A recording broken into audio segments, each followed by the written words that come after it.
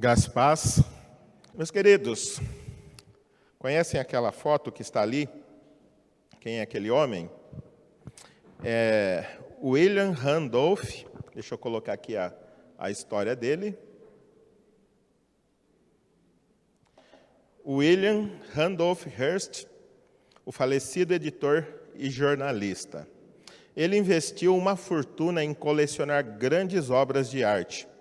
E um dia leu sobre algumas valiosas obras de arte e decidiu que deveria adicioná-las à sua coleção. Ele enviou seu agente ao exterior para localizá-las e comprá-las.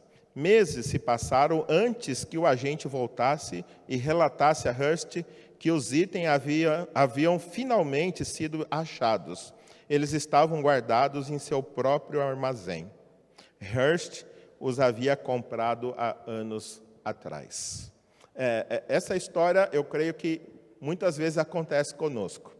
Nós temos algo que por anos fica guardado ali em casa e a gente se interessa quando vê esse algo em outro lugar e a gente quer partir atrás, mas a gente tem em casa há um bom tempo.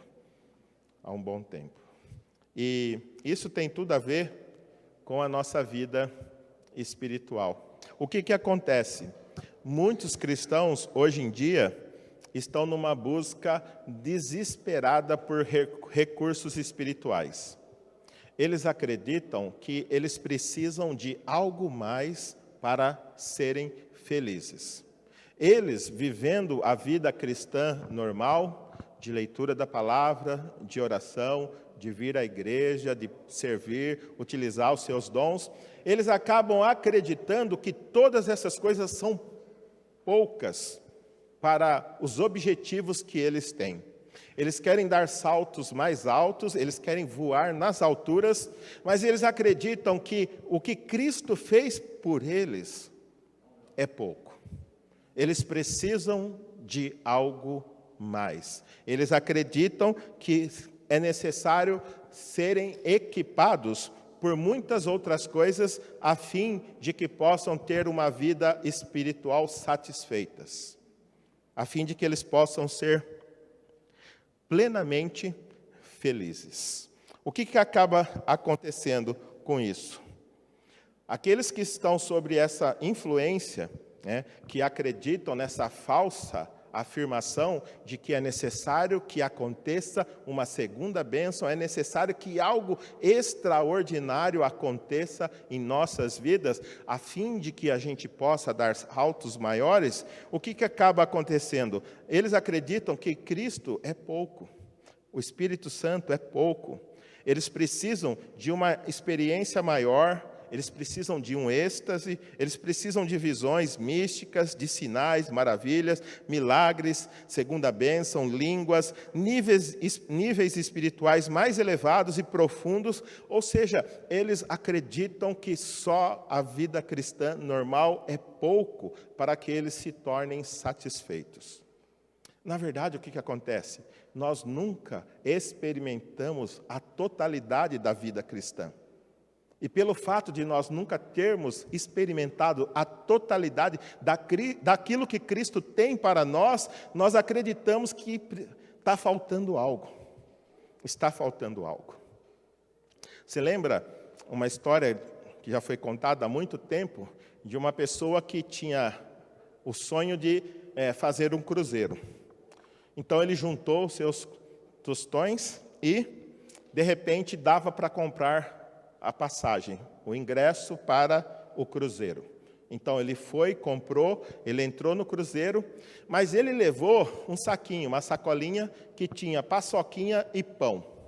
Então o primeiro dia, quando ia servir as refeições, abria uns restaurantes, como ele estava duro, ele não tinha mais dinheiro, ele corria para o seu quarto, comia paçoquinha e pão.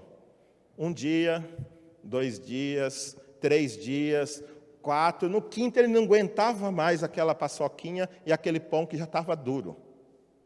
Então ele louco para comer aquelas coisas que ele via, para tomar aquelas bebidas que todo mundo tomava, aqueles doces, aquelas carnes, e aí ele ia para o quarto, paçoquinha e pão duro.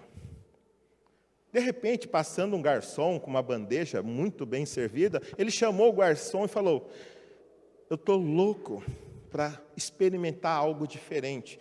5 dias comendo paçoquinha e pão duro. Como é que faz para eu, nem que seja o resto que esteja sobrando, como é que faz para eu comer um pouquinho dessa comida tão gostosa que serve no navio? Aí o garçom olhou para ele assim e falou: ué, você comprou a passagem para estar aqui? Comprei. Mas o que você está fazendo aqui? Não, eu sou um passageiro como qualquer outro. Então, tudo que está aí está à disposição. Você pode comer tudo. Você pode tomar de tudo. E às vezes eu e você somos assim. Nós recebemos a salvação de Cristo por meio da fé, no sacrifício dele, mas estamos morrendo espiritualmente, porque nós não conhecemos tudo que Deus tem para nós, tudo que Ele fez para nós.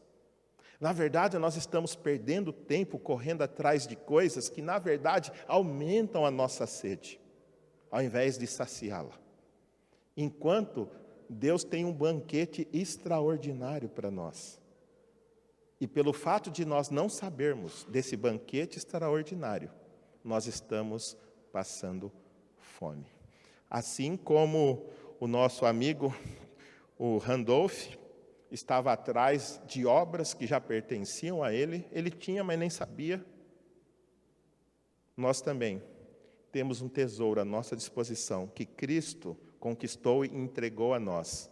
Mas cabe a mim, cabe a você analisarmos, desenvolvermos o nosso relacionamento com Ele, lermos a Bíblia, crescermos, para que a gente possa ter uma vida espiritual plena, uma vida espiritual que satisfaça o nosso coração. Por isso, hoje eu vou começar a falar a respeito desse tema. A procura de algo mais? Você está procurando algo mais? Seria esse algo mais de verdade, ou esse algo mais seria menos? O que eu quero dizer com isso? Que talvez você está trocando o seu banquete por paçoquinha e pão. Pão embolorado.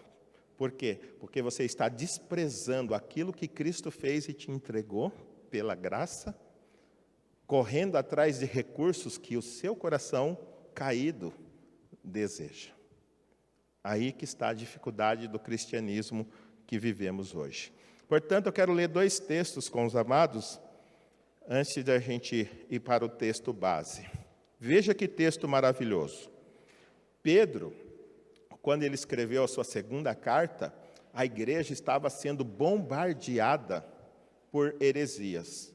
Falsos mestres querendo conquistar o coração dos crentes e arrastá-los para longe da fé verdadeira que há em Cristo. Então, a 2ª carta de Pedro foi escrita para combater essas heresias e mostrar que em Cristo nós temos tudo.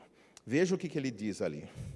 Seu divino poder nos deu tudo de que necessitamos para a vida e para a piedade, por meio do pleno conhecimento daquele que nos chamou para a sua própria glória e virtude. Dessa maneira, Ele nos deu as suas grandiosas e preciosas promessas, para que por elas vocês se tornassem participantes da natureza divina e fugissem da corrupção que há no mundo, causada pela cobiça. Olha que texto extraordinário. Ele está dizendo assim, que o divino poder de Deus já nos deu. Não está dizendo que dará. Diz assim, nos deu tudo o que queremos. É isso?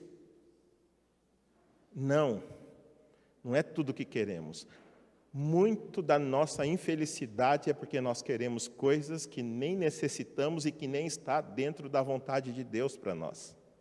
Mas o texto diz que tudo o que você necessita, você já tem em Cristo. O poder dele já supriu você para ter uma vida plena. E olha mais. Como é que eu e você tomamos posse dessas bênçãos. Olha o que o texto diz. Tudo que necessitamos para a vida, para ter uma vida que realmente vale a pena ser vivida. E essa vida, quando você vai lá no grego, tem duas palavras para a vida. Uma é bios, né, que é essa vida biológica que a gente tem, e a outra é zoé, que é uma vida que o próprio Deus nos concede quando nós cremos em Cristo. Mas esse texto está dizendo que nós temos zoé em Cristo. Aquela vida abundante que vale a pena ser vivida nos foi dada gratuitamente pelo poder de Deus. Mas como eu e você fazemos, como eu e você deixamos de ser aquele passageiro do navio que tem um banquete à disposição e não sabe, olha o que o texto diz. Por meio do pleno conhecimento daquele que nos chamou para a sua própria glória e virtude.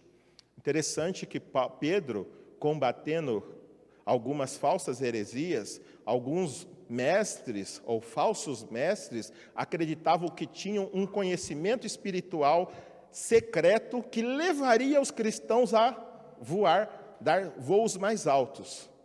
E Pedro usa uma palavrinha, e ele usa, na frente do conhecimento que os gnósticos diziam, ele usa, não, Cristo nos deu um hiperconhecimento. Um conhecimento pleno, um conhecimento que veio mediante revelação do Espírito Santo, que não pode ser adquirido mediante o raciocínio intelectual, mas apenas quando o próprio Deus entrega esse conhecimento a nós. Então ele está dizendo, por meio desse pleno conhecimento. E aonde que está esse pleno conhecimento que Deus deixou para nós? Na palavra de Deus. Então, se eu e você quisermos conhecer essa vida abundante e viver mais dessa vida, nós temos que nos dedicar a conhecer as Escrituras. O fato de não conhecermos as Escrituras nos leva a buscar coisas que não têm nada a ver com o propósito de Deus para nós, e assim nós temos um banquete nos esperando e a gente fica comendo paçoquinha e pão embolorado. Veja o que Deus tem reservado para nós nas Escrituras. Veja o porquê que eu insisto tanto que vocês leiam a Bíblia, que vocês comam essa palavra, que vocês conheçam, que vocês se dediquem a conhecer. Porque se eu e você conhecermos a Bíblia da forma como devemos, muitas das nossas dificuldades serão sanadas. Na verdade, elas nem existiriam se a gente conhecesse da forma que deveríamos conhecer. E ele continua dizendo, dessa maneira, ele nos deu as suas grandiosas e preciosas promessas. Veja, qual outra doutrina promete para você, qual outro mestre promete para você vida eterna? Muitos prometem, mas qual foi que prometeu, morreu e depois de 3 dias ressuscitou e está vivo até hoje? Diga. O único. Mas vai lá no túmulo de Allan Kardec. O que tem lá? Ossos. De Buda. Ossos. Qualquer outro líder que prometeu grandes coisas, não conseguiu nem apenas continuar vivo para mostrar que é verdade. Jesus prometeu vida eterna, mas além de para provar que ele tinha vida eterna, para nos conceder, ele venceu a morte, ele ressuscitou, está vivo. Por isso nós podemos crer nessa grandiosa promessa. Ele nos prometeu um reino eterno. Ele nos prometeu que viveremos com ele no lugar onde não haverá mais choro, não haverá mais medo, não haverá mais morte, não haverá mais tristeza, não haverá mais corrupção. Que maravilhosas promessas ele nos tem dado. E aqui ele diz assim, dessa forma, né, ou dessa maneira, ele nos deu as suas grandiosas e preciosas promessas, para que por elas vocês se tornassem, olha só, participantes da natureza divina. Nós passamos a viver a vida sobrenatural que ele deseja que nós vivamos, que vai satisfazer plenamente o nosso coração. Eclesiastes 3:11 diz assim, que ele colocou em nosso coração o anseio pela eternidade. Nós ansiamos viver e nós nos apegamos a essa vida com todas as forças, por quê? Porque nós queremos viver eternamente. Mas como poder ter um coração satisfeito, um coração que anseia pela eternidade, num mundo caído, corrompido, que está se decompondo e se deteriorando a cada dia? É impossível. Somente quando a nossa alegria é Cristo, é que nós podemos, no mundo que está se decompondo, viver feliz. Quando Cristo é a nossa motivação, qualquer outra motivação não preenche o anseio do nosso coração. Qualquer outra motivação. E o texto continua dizendo, para que por elas vocês se tornassem participantes da natureza divina e fugissem da corrupção que há no mundo causado pela cobiça.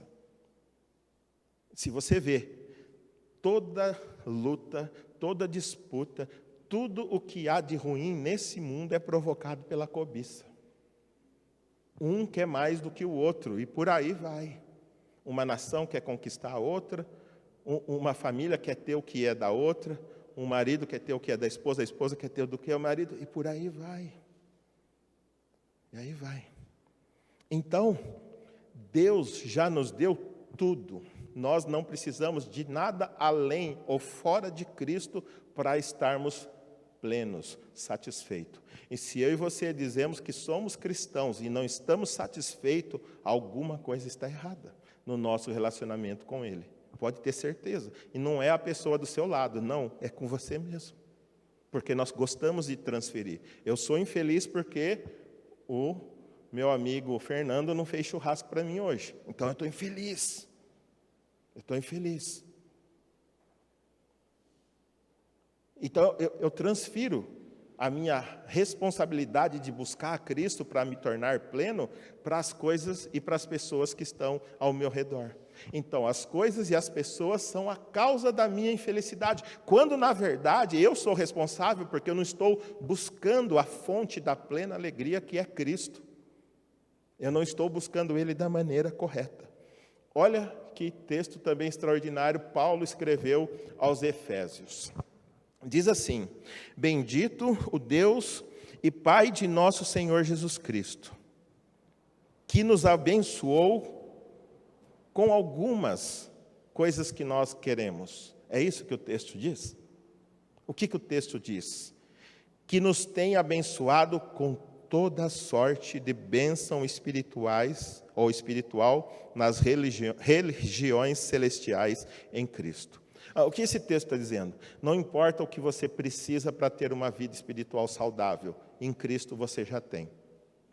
Basta você desenvolver a sua vida com Deus, a sua vida espiritual, Ele já deu tudo o que você necessita. Você não precisa de uma nova experiência transformadora, você não precisa cair, sair rolando, não precisa colocar o terno bem suado do pastor, você não precisa disso.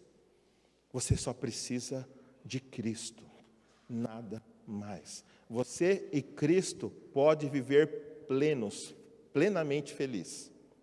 Paulo e Silas. Quem escreveu isso aqui foi Paulo, que ali em Filipos foi preso injustamente, com as costas cheias de vergonhas, por volta da meia-noite, estava murmurando e blasfemando. É isso? Não, por volta da meia-noite, Paulo e Silas, presos injustamente, com a costa cheia de vergonhas, oravam e cantavam ao Senhor. Oravam e cantavam. Pode ler Atos capítulo 16, conta essa história. Então, é possível que eu e você sejamos plenamente felizes, satisfeitos, independente da circunstância que cerca a minha vida, independente da circunstância que cerca a sua vida. Então, baseado nisso, eu tenho uma grande questão. Qual é a grande questão? A questão é o seguinte: se Deus tem todas essas preciosas e grandiosas promessas para os seus filhos, por que não vemos esses homens e mulheres de Deus vivendo e desfrutando os efeitos dessas promessas em suas vidas nos dias de hoje? Cadê pessoas que são injustiçadas e dão glória a Deus e cantam? Cadê pessoas que estão doentes, mas estão transmitindo esperança para os demais? Cadê a pessoa que, apesar das lutas, continuam orando, continuam lendo a Bíblia, continuam cantando, entoando louvores a Deus?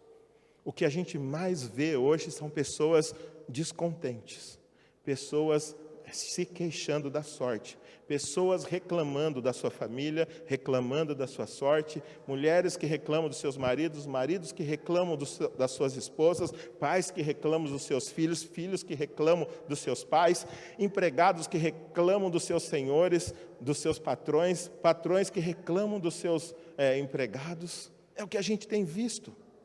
A gente tem visto pessoas que têm tudo para serem felizes, que já têm tudo o que necessitam, em busca de algo mais fora de Cristo, que é, na verdade, a razão pelo qual ela é infeliz. Mas ela não consegue enxergar que a fonte de infelicidade é porque ela está bebendo água salobra, ela está bebendo de uma fonte poluída, e deixando de lado a fonte de água viva, que é o Senhor Jesus.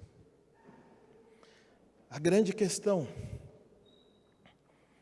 se Deus, mediante sua graça e baseado nos méritos alcançados por Jesus Cristo, já nos deu todos os recursos necessários para um viver sobrenatural, marcado pelo contentamento e contraste com a vida natural, porque vemos tantos cristãos insatisfeitos com as circunstâncias atuais de sua existência, buscando algo mais fora de Cristo para serem felizes? Será que eu e você acreditamos no texto de Pedro e no texto de Efésio, que ele já nos abençoou e já nos deu tudo que necessitamos? Será que acreditamos verdadeiramente? Portanto, vamos ver a resposta de Pedro para essas questões. Vamos abrir ali em segundo livro de Pedro, capítulo 1, dos versos 12 ao 21. E vamos procurar respostas para a insatisfação do coração humano diante de tão grandiosas bênçãos que já recebemos de Cristo. Os irmãos podem se colocar de pé em reverência a esse texto da palavra de Deus, que dizem assim. O texto está falando a glória de Cristo e a firmeza das Escrituras. Lembrando, aquele texto de Pedro 2 e 3, que diz que ele nos deu as suas grandiosas e preciosas promessas, Pedro vem discorrendo sobre isso. E aí então ele vai concluir a partir do verso 12. Já que nós temos essas grandiosas promessas, e aí? Então ele vai concluir. Verso 12. Por isso, sempre terei o cuidado de lembrá-los destas coisas. Se bem que vocês já sabem e estão solidamente firmados na verdade que receberam. Considero importante, enquanto estiver no tabernáculo deste corpo, despertar a memória de vocês. Porque sei que em breve deixarei esse tabernáculo como o nosso Senhor Jesus Cristo já me revelou. Eu me empenharei para que também, depois da minha partida, vocês sejam sempre capazes de lembrar-se dessas coisas. De fato, não seguimos fábulas engenhosamente inventadas quando falamos a vocês a respeito do poder e da vinda de nosso Senhor Jesus Cristo. Ao contrário, nós fomos testemunhas oculares da majestade. Ele recebeu honra e glória da parte de Deus Pai, quando da suprema glória lhe foi dirigida a voz que disse: Este é o meu Filho amado, de quem me agrado. Nós mesmos ouvimos essa voz vinda dos céus quando estávamos com ele no Monte Santo. Assim, temos ainda mais firme a palavra dos profetas, e vocês farão bem se a ela prestarem atenção, como a uma candeia que brilha em lugar escuro até que o dia clareie e a estrela da alva nasça no coração de vocês. Antes de mais nada, saibam que nenhuma profecia da Escritura provém de interpretação pessoal, pois jamais a profecia teve origem na vontade humana, mas homens falaram da parte de Deus, impelidos pelo Espírito Santo. Oremos. Pai, em nome do Senhor Jesus, nós pedimos que o Senhor abra o nosso entendimento e que o Senhor revele esse pleno conhecimento a nós mediante a Tua palavra. Nós cremos que ela é verdade, mas ajuda-nos a olharmos para ela da mesma forma como o Senhor a valoriza. E assim que possamos tirar dela todo o conhecimento necessário para termos uma vida plena. Em nome de Jesus, Pai. Amém. Podem se assentar, meus queridos.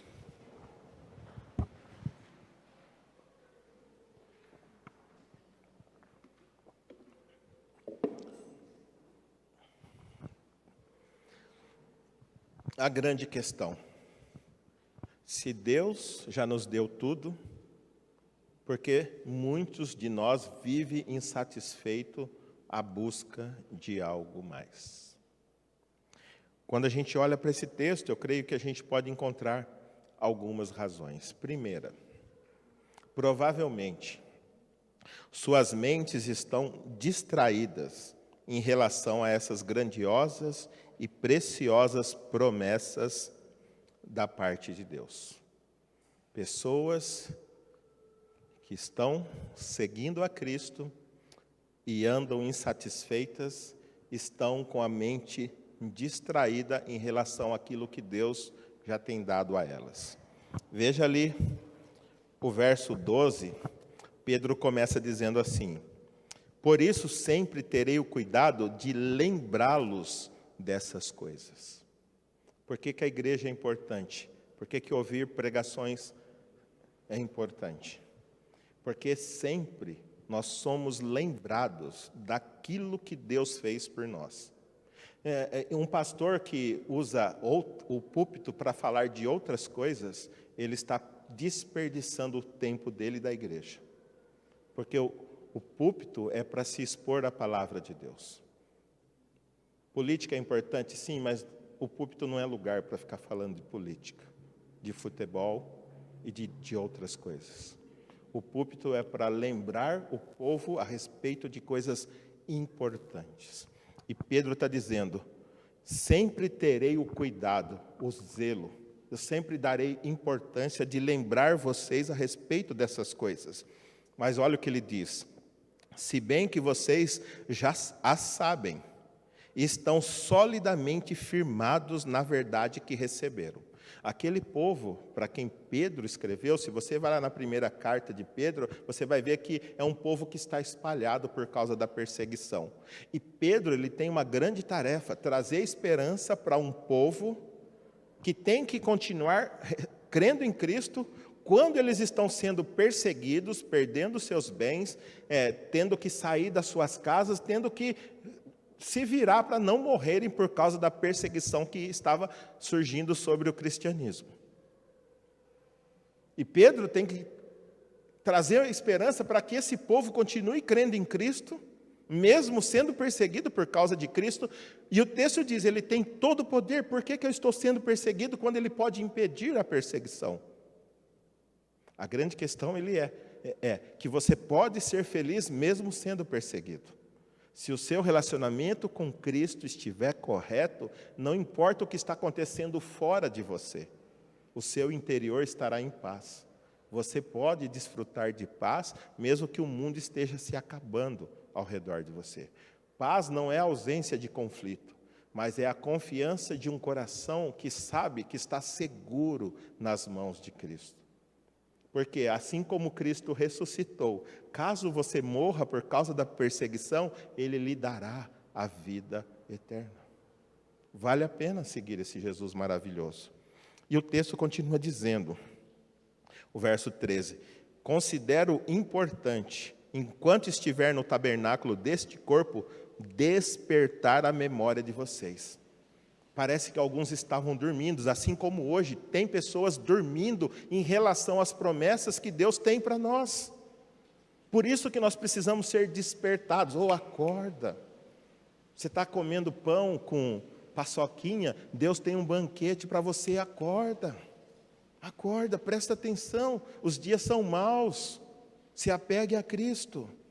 E o texto continua dizendo, verso 14, porque sei que em breve deixarei esse tabernáculo, como nosso Senhor Jesus me revelou. Olha que extraordinário, Pedro sabia que ele tinha pouco tempo para deixar os seus ouvintes instruídos a respeito da verdade. Imagina, será que nós temos que dar importância para Pedro? São as últimas palavras dele para esse povo. Lembra quando eu disse que as últimas palavras do meu pai, quando ele estava doente, pedindo para que minha mãe não tirasse eu e meus irmãos da escola? Passe fome, aconteça o que aconteça, mantenham eles na escola. E realmente, um mês depois, meu pai faleceu. Minha mãe fez de tudo para que eu e meu irmão e meus 2 irmãos continuássemos estudando. Por quê? Porque a gente sempre dá ouvido às últimas palavras de alguém. E aqui são as últimas palavras de Pedro. Ele está dizendo, Deus vai me recolher, eu vou morrer. Mas antes de morrer, vocês têm que estar com a mente preparada para se lembrar das mensagens. Olha aqui o que ele diz, o verso 15. Eu me empenharei para que também, depois da minha partida, vocês sejam sempre capazes de lembrar-se dessas coisas. Então, quando eu insisto com vocês, leiam a Bíblia, ponho Jornada Bíblia, mando Jornada Bíblia para vocês, desafio bíblico, leia a Bíblia, mando o devocional, eu quero que vocês tenham essas promessas como âncora da alma de vocês. Vocês têm que estar firmados na palavra de Deus. Firmados na palavra de Deus. A concorrência é desigual. Imagina, como é que a gente pega e a gente tem um copo de água suja e tenho 10 litros de água limpa e 50 litros de água suja do outro lado. Como é que eu consigo tirar essa água limpa, essa água suja desse copo sem virar ele? O que eu faço para que essa água suja saia desse copo? Eu pego o galão de água limpa e começo a derramar nele. E conforme vai derramando, vai chegar uma hora que toda aquela água foi trocada e só vai ter água limpa. A dificuldade é que hoje a gente está jogando um pouquinho de água limpa no domingo e durante a semana a gente continua jogando água suja. A gente ouve de tudo, a gente lê de tudo, a gente se entope de toda besteira que tem aí na internet. Mas quando eu pergunto, você leu a Bíblia hoje? Não tive tempo, mas se eu entro ali no Facebook, a pessoa está online. Se eu entro ali no WhatsApp, a pessoa está online. É lógico que ela não teve tempo para ler a Bíblia. Por quê? Porque ela está distraída. Ela está distraída.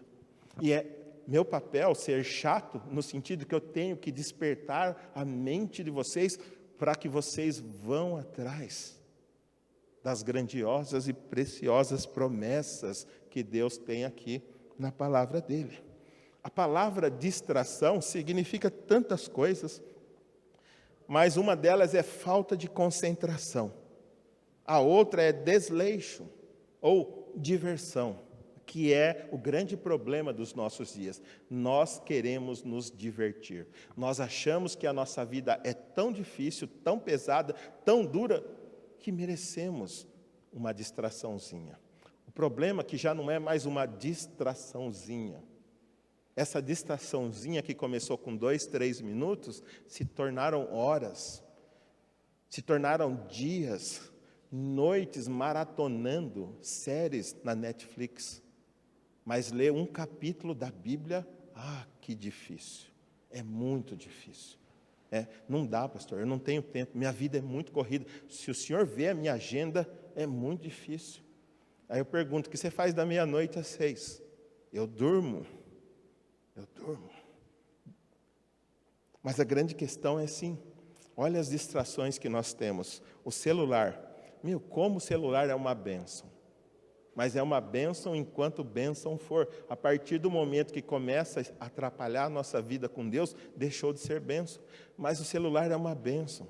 Como nós usamos ele, como a gente foi abençoado durante a pandemia, que a gente não podia se reunir como igreja, e como os cultos online nos abençoou. Mas muitos não estão aqui hoje, por quê? Porque acostumaram a ficar em casa. Aquilo que é tão bom poder a gente se encontrar, rever pessoas como o irmão Ayrton, quanto tempo a gente não se via. As pessoas perderam isso por causa das distrações. Games. Que luta é para os meus meninos lerem a Bíblia e parar um pouquinho com os games. Mas é só lá em casa, eu acho que na casa de vocês não. Primeira coisa que as pessoas fazem na casa de vocês é ler a Bíblia, né? Só lá em casa que eu tenho que lutar com os meninos para isso. Netflix. E eu estou falando trabalho excessivo. Às vezes, o trabalho, coisa boa, trabalho excessivo.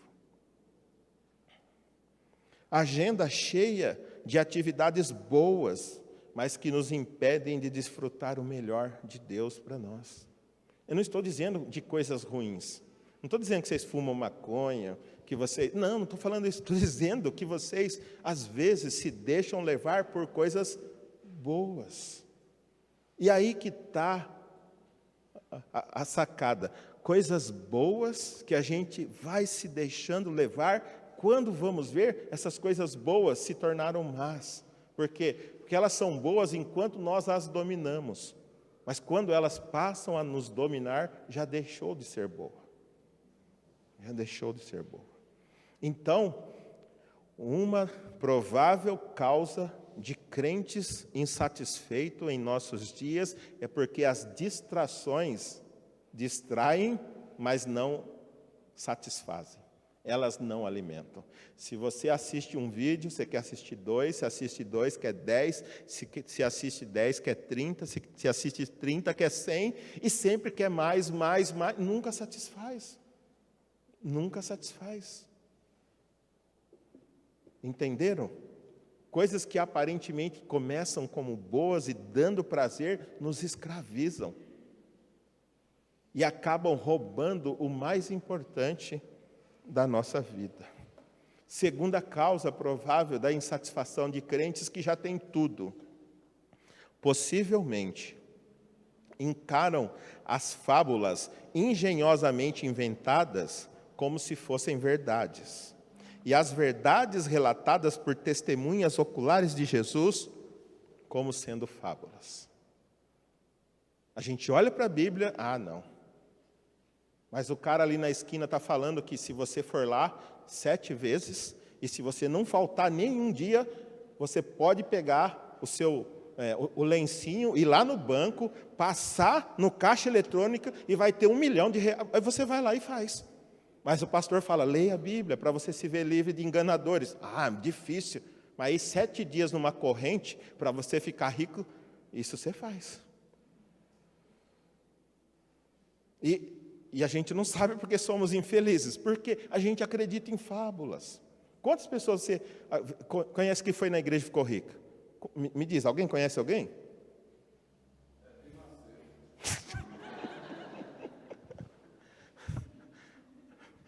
Tem alguém? Imagina, nós estamos aqui em 40 pessoas. Imagina. Quantos aqui conhecem alguém que ficou rico depois que se converteu? Eu não estou dizendo que isso não aconteça. Pode acontecer. Mas eu não estou dizendo que você vai lá no banco hoje, depois que você entregou a vida a Jesus aqui, e vai levar um lencinho que eu abençoei ele, passei aqui, e aí você vai levar lá e estava negativo, e quando você vê, tem 1 milhão. Para com isso. Sabe quem prometeu riqueza? Não foi Deus. Foi o diabo. Se você me adorar prostrado, eu vou te dar tudo que você quiser. Não foi Deus que prometeu riqueza. Foi o diabo. Então, se você está indo atrás disso, você está perdendo seu tempo. Está perdendo seu tempo. E a grande questão é sim, eu creio que Deus dá prosperidade. Eu creio que você pode sim ficar rico. Mas eu não creio que você vai ficar rico buscando riqueza.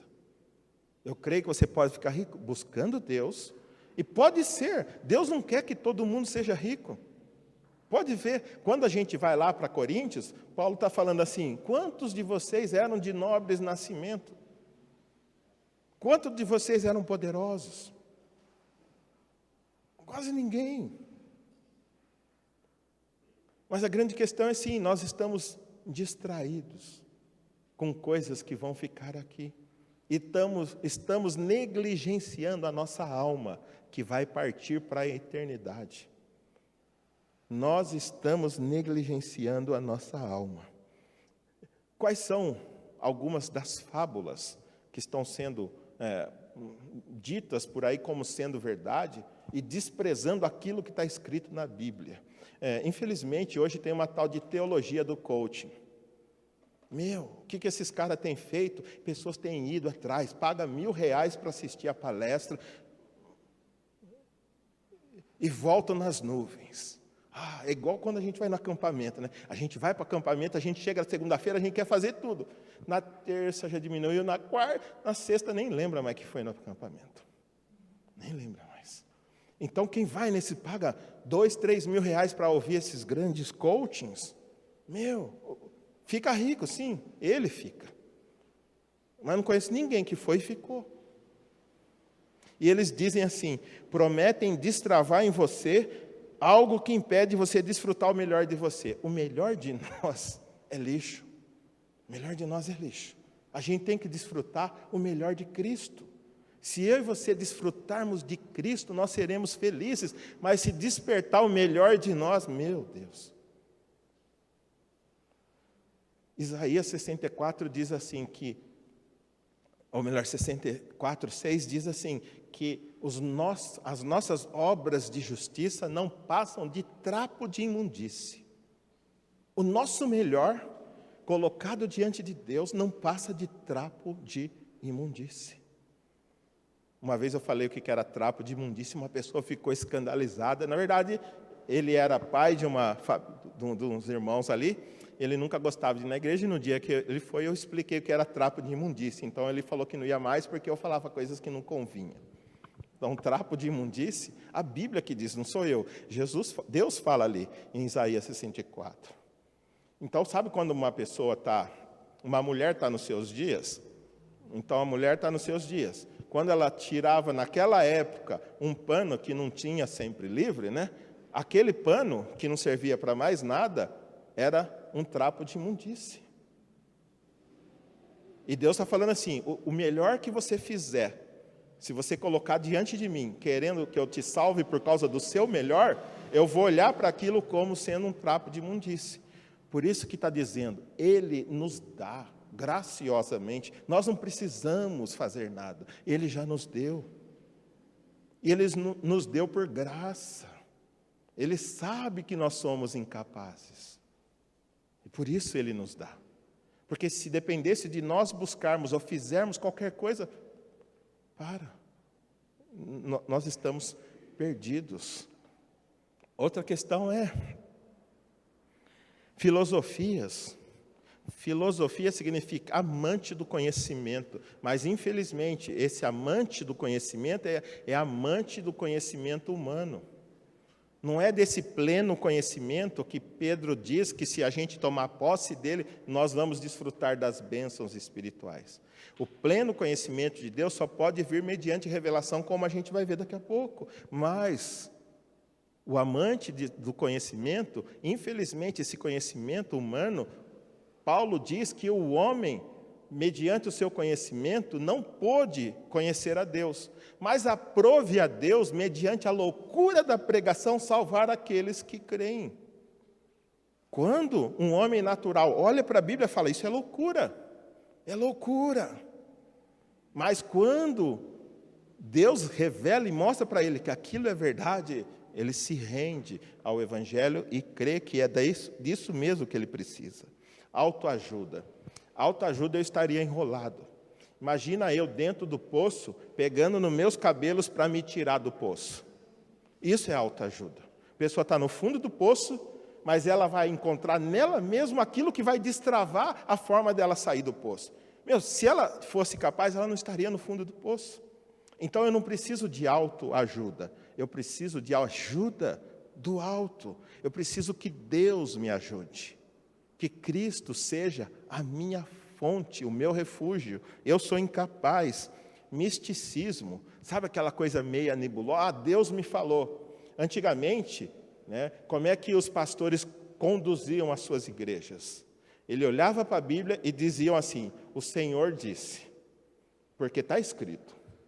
Jeremias falava assim, Isaías falava assim, todos falavam assim. Hoje, Deus me falou. Deus falou o quê para você? Deus me falou.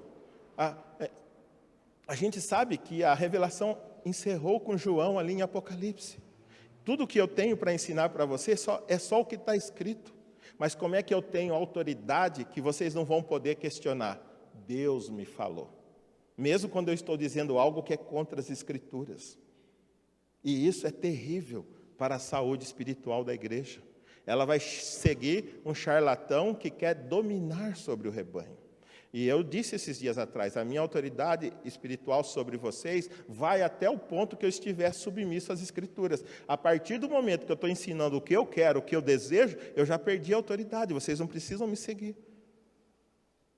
Deus me falou. Se aquilo que Ele me falou está contra aqui, não precisa acreditar. É um outro evangelho que Paulo diz lá em Gálatas que deve ser maldito. E o sincretismo. Sincretismo, você vai em algumas igrejas, você não sabe se é igreja, se é um centro de umbanda ou se é um parque de diversão. Mistura tudo. Tem uma fileira de sal grosso, tem um palhaço aqui virando cambalhota e um povo tudo dando risada. Então você não sabe, é uma igreja, é um circo, é um centro, o que é?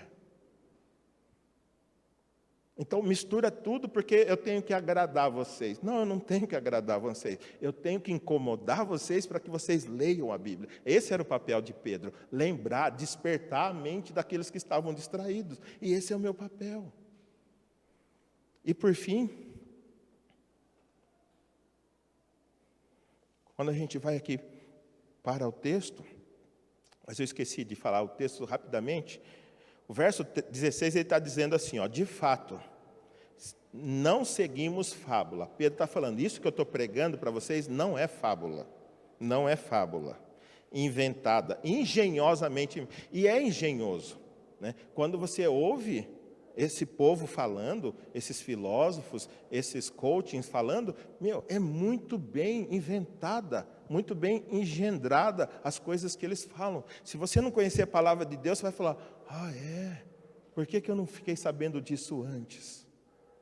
E aí, o texto está dizendo, Paulo está falando assim, nós não estamos falando de fábulas engenhosamente inventadas, quando falamos a vocês a respeito do poder e da vinda do Senhor Jesus. Eles estavam falando, Jesus é Deus, e Ele vai voltar. E essas coisas não foram inventadas. Olha o que ele fala, ele fala assim, continuando. Ao contrário, nós fomos testemunhas oculares da sua majestade. Esse Pedro que deixou escrito, ele estava ali no monte, ele estava, quando Jesus... Quando ele estava ali no monte, lembra que a nuvem cobriu e que apareceu Moisés e Elias, e que quando eles apareceram, a nuvem cobriu e falou, este é o meu filho amado, em quem me comprazo. Ele ouviu essa voz estrondante do céu. Então Pedro não está falando de uma coisa que outros contaram para ele. Ele foi testemunha do poder e da majestade do Senhor Jesus.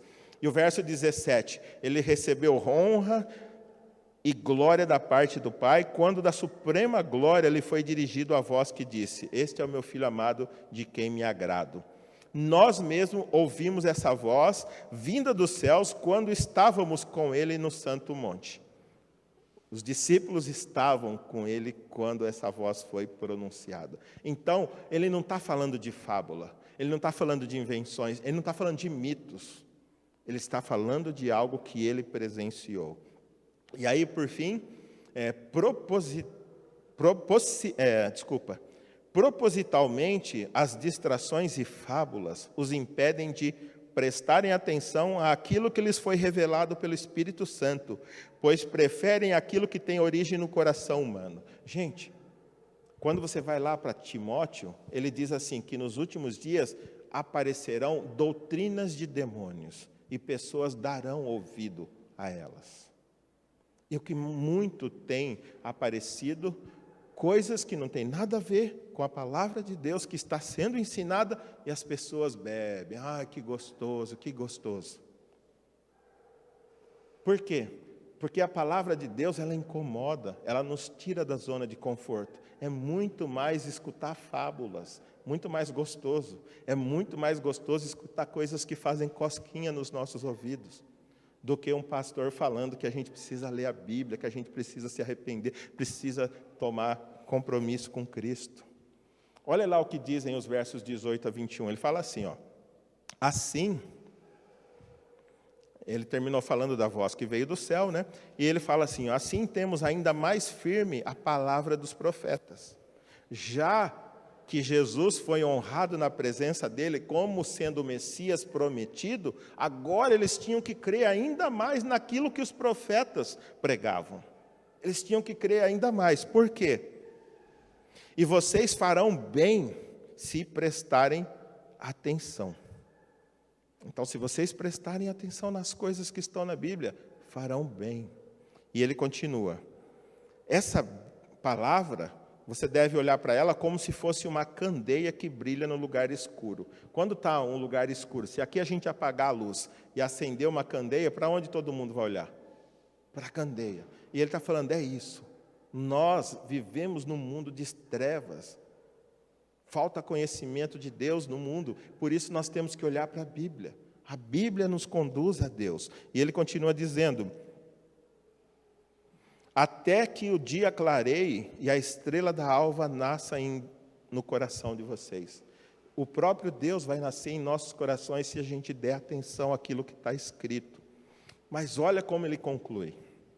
Antes de mais nada, saibam que nenhuma profecia da Escritura provém de interpretação pessoal. Nenhum dos profetas que escreveu a Bíblia, nenhum deles, um dia levantou e falou, tenho uma ideia, eu acho que Deus é assim, e escreveu algo a respeito de Deus. Não foi assim. Nós só podemos conhecer a Deus porque o próprio Deus se revelou a nós. De outra forma, a gente não teria como conhecer a Deus. E o verso 21, ele fala, pois jamais a profecia teve origem na vontade humana. Não foram homens que decidiram. Não, foi Deus que decidiu se revelar. E aí ele fala, mas homens falaram da parte de Deus, impelidos, conduzidos, carregados pelo Espírito Santo. Nós falamos esses dias a respeito de bibliologia na escola bíblica, e a gente explicou esse texto. Então, quando as pessoas dizem, mas foram homens que escreveram, eu sempre digo, claro, eu nunca vi uma girafa escrevendo, eu nunca vi um elefante escrevendo, foi homem sim. Mas foram homens que o próprio Espírito Santo os conduziu para que registrasse sem erro a palavra de Deus em forma humana. Para que hoje eu e você soubéssemos aquilo que Deus espera de nós. Então, quando a gente olha para essa terceira possibilidade, as pessoas preferem ouvir coisas que partiram do coração humano. Por quê? Porque eles são convenientes, eles são próprias, do que ouvir coisas que vêm de Deus. As coisas de Deus nos impulsiona a mudança. As coisas que vêm do homem nos tranquiliza a ficar da forma como estamos.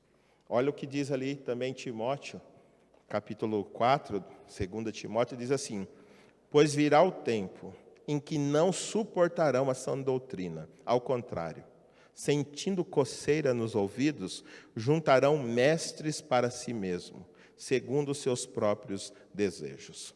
Eles se recusarão a dar ouvidos à verdade, voltando-se para os mitos. Quando, uns 5, 6 anos atrás, eu via essas igrejas explorando a fé das pessoas e pessoas dando carro, dando dinheiro, fazendo tudo por essas igrejas, eu ficava com muita dó dessas pessoas, porque elas estavam cegas. Mas um dia eu vi o Paul Washer falando desse texto e eu concordei com ele e eu deixei de ter dó dessas pessoas. Porque veja o que o texto diz. Virá o tempo em que não suportarão a sã doutrina. É muito mais fácil você ficar ouvindo essas coisas que te prometem riqueza do que você ficar ouvindo alguém dizendo que você precisa ter um compromisso mais profundo com Deus. Vão sentir coceiras no ouvido e, olha, juntando mestres para si mesmo. Eles buscam aquilo que eles querem. E, olha, segundo os próprios desejos do coração. Ou seja, essas pessoas, elas não estão indo na igreja porque querem adorar a Deus e conhecer mais de Deus. Elas estão indo lá porque elas querem ficar ricas. Então, elas procuram pessoas que prometem riquezas para elas, mas ao invés de dar riquezas para ela, explora o dinheiro delas. É o texto que está falando. Eles juntaram mestres segundo o próprio coração. E dessa forma, esses mestres estão dando para elas o pagamento daquilo que elas estão buscando. Elas vão por ganância e um ganancioso explora a ganância delas. É triste, mas estão recusando, elas não estão suportando mais ouvir a sã doutrina. Portanto, para a gente encerrar, a gente tem que entender. Você que está triste, não está vivendo uma vida satisfatória, então você precisa urgentemente ter um relacionamento mais profundo com Deus, que tem tudo o que você precisa para ter uma vida tranquila. E a coisa mais preciosa dos nossos dias é o quê? Não é a gasolina, mas é o tempo. É o tempo. Se eu falo com alguém, vamos fazer tal... não tenho tempo. Vamos ler a Bíblia? Não tenho tempo. Vamos fazer estudo bíblico? Não tenho tempo. Vamos no culto de oração? Não tenho tempo. Então, se você não tem tempo, e mesmo fazendo tudo o que agrada ao seu coração e continua infeliz, você precisa o quê? Mude a sua agenda, colocando a cada dia o seu relacionamento com Cristo em primeiro lugar. E certamente passará a desfrutar da vida abundante que há em Cristo. Se você quer ser feliz, conhece a fonte, mas não vai beber na fonte, você vai continuar infeliz. Jesus é a fonte da plena alegria. Salmo 43, 4. Davi fala, ensina-me a tua palavra, então irei a Deus, ao altar de Deus. A Deus, a fonte da minha plena alegria. Sem ir à fonte da plena alegria, não tem como sermos felizes aqui na face da terra. Segundo, faça um inventário sobre as suas crenças, os seus jargões, seus sonhos e desejos. E caso eles não estejam em conformidade com os princípios bíblicos, substitua-os por verdades bíblicas. Qual é o jargão que você mais ouve na Bíblia hoje, os crentes falando? Você nasceu para ser feliz. A Bíblia diz em algum lugar isso? A Bíblia diz que você foi criado para a glória de Deus, não foi criado para ser feliz. Embora você sendo fiel a Deus e vivendo para a glória dele, você será feliz. Mas se a felicidade for o seu fim último, você viver para buscar a felicidade, você vai ser a pessoa mais infeliz da face da terra. Mas, se você colocar a sua vida para ser vivida para a glória de Deus, você vai ver que a felicidade vai morar dentro do seu coração. Muitos procuram a felicidade fora, mas Jesus é a fonte da alegria. Nós não podemos encontrá-la em qualquer outro lugar. Cuidado com o que busca, porque nosso coração caído deseja tudo o que nos afasta da vida abundante que Deus tem para nós. Esse é o maior motivo de insatisfação que o cristão alimenta em nossas vidas, em nossos dias, ou em sua vida. Se você buscar coisas que não estão dentro da vontade de Deus, você será infeliz. Mas busque conhecer a Deus plenamente, e você será super, hiper, mega, blaster feliz. É isso que a Bíblia diz. Você pode ser feliz, não buscando a felicidade, mas buscando a fonte. Hoje nós estamos trocando a bênção pelo abençoador. Não, você precisa do abençoador. A bênção é uma só. Amanhã você vai precisar de outra, amanhã você vai precisar de outra, depois de outra. Busque o abençoador.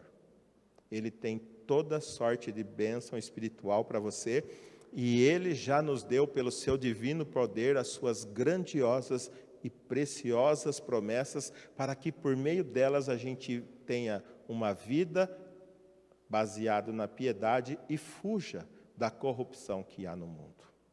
Que Deus abençoe você, que você saia daqui hoje com desejo de conhecer mais e mais esse Deus maravilhoso, que já te deu tudo. Basta você saber tudo que Ele te deu, para que você não fique comendo paçoquinha e pão bolorento enquanto Ele tem um banquete à disposição.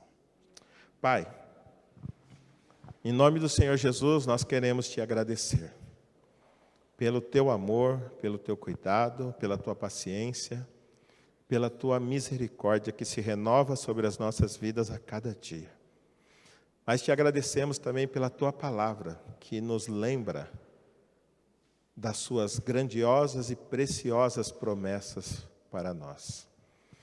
Mas eu quero pedir, Pai, que hoje não seja como todos os outros dias, que nós possamos sair daqui verdadeiramente tocados pelo teu Espírito, a fim de que durante essa semana nós tenhamos sede, fome por conhecer o Senhor melhor. E que assim nós possamos, durante a semana, reservar um tempo diário na nossa agenda, para ler a Tua Palavra, para orar, para colocar o nosso coração diante de Ti, porque só o Senhor pode cuidar das nossas crises, só o Senhor pode resolver todos os conflitos que há internamente. E assim nos dar paz, alegria, nos livrando da ansiedade e da insatisfação. Seja o nosso Deus. Ajuda-nos, Pai, a conhecermos a Ti profundamente. E é em nome de Jesus que eu oro. Amém. Que Deus abençoe, meus queridos.